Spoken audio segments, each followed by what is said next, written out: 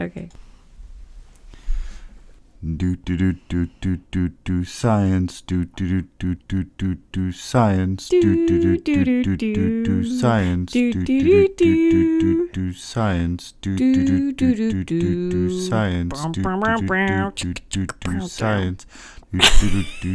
You're done? Done. Hey guys, hope you guys are still doing well. Today I'm going to be going over your naming bases component. So before I showed you guys how to name acids, but today on April 21st we are naming bases, and then tomorrow we will be getting into your conjugate acids and bases. So to show you what this looks like on your end, you guys were given this assignment and I had the rules listed out for you. Naming bases will be a lot easier than naming acids, so hopefully this one isn't too difficult. But I'm going to show you the rules and what you need to be doing. Just like before when we were naming acids, you're going to have your compound and you're going to identify your cation and your anion. Remember, your cation is always first in the compound and your anion is always second. But what that means is that your cation had a net charge of being positive and your anion had a net charge of being negative. This can be either a single element or a group of elements. So if I had an example here of sodium with an OH group, I would identify my sodium as my cation, and I could identify my OH as my anion. In this case, your bases that I will give you, all of your anions will be this OH group. So before, your cation for acids was always a hydrogen. In this case, your anion for bases will always be an OH. And so what this comes down to is all you need to do is name your cation and end it with hydroxide.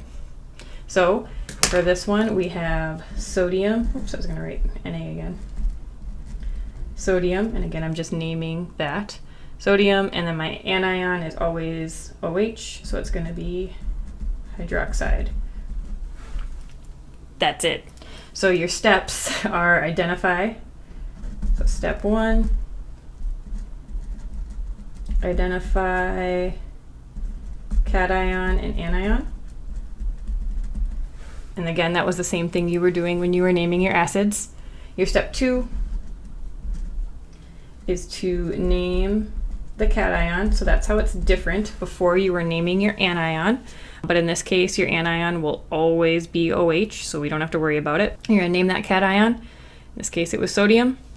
And then step 3 is end with hydroxide. Pretty easy. I'll show you one more example just to show you how easy this is. We could have